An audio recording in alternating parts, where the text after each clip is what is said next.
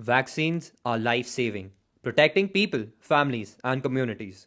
A single shot can mean the difference between survival and suffering. The world needs vaccines everywhere and for everyone. Every 20 seconds, a child dies from diseases that can be prevented through vaccination. But why? Today's aircraft can reach any part of the world in a matter of hours. This is not a failure of science, it's a failure of access. This is vaccine inequality. The main barrier to vaccine access is improper storage. Most vaccines require temperatures ranging between 2 and 8 degrees Celsius and are stored and transported through cold chain points, relying on ice-lined refrigerators (ILRs) that need at least 8 hours of electricity daily to operate. With 98% of cold chain refrigerators being ILRs, this dependency on power creates significant challenges, especially in areas with unreliable electricity.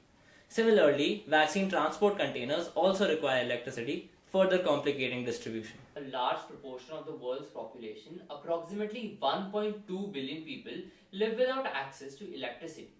And an even larger proportion of these people cannot afford to spend large amounts of money on running electricity based vaccine fridges. Now, vaccines get spoiled within 30 minutes of being left out of their appropriate temperatures. And that is why many areas don't get appropriate access to these vaccines.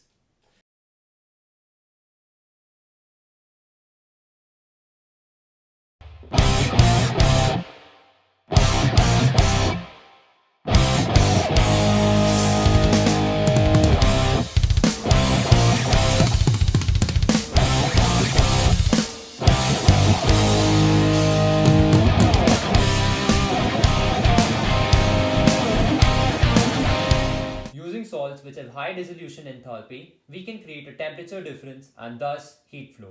This method of cooling is called ionocaloric cooling. After running several experiments, we were able to observe that dissolving NH4Cl could lower the temperature of water by 28 degrees Celsius from a room temp of 35 degrees Celsius and sustain the temperature range necessary for storing most vaccines. This salt can be reused by evaporation of water from solution. Now, a few vaccines require storage at sub-zero temperatures. We also offer a second solution for this by including a second cooling option that keeps the temperature from minus 10 to minus 12 degrees Celsius. This solution is a solid-solid mix of barium hydroxide octahydrate and ammonium chloride to liberate the water of crystallization. This mixture can then be dissolved in water to be used in our model. For the actual refrigerator model, we start with the inner copper container, which is an excellent conductor, and it is joined with a plastic container with 30 cylindrical joining mechanisms, leaving a gap for the cooling solution to flow through, creating a temperature gradient. Now, outside the plastic container, we have a layer of insulation, which comprises of one layer of fiberglass sandwiched between two layers of nitrile rubber, and they prevent any heat loss. Now, the outside of the container is made of hard PET plastic for a durable build. Now, to ensure uniform cooling, the solution needs to be dispersed evenly. And to aid in this process, we also sell an additional attachment, which are three gyroscopic rings that can be attached to the outer body. When the box is spun in these rings, the solution is evenly distributed. Our model is available in a range of sizes. The base model will have outer dimensions of 33 by 33 by 33 centimeter cube and an internal capacity of 11 liters.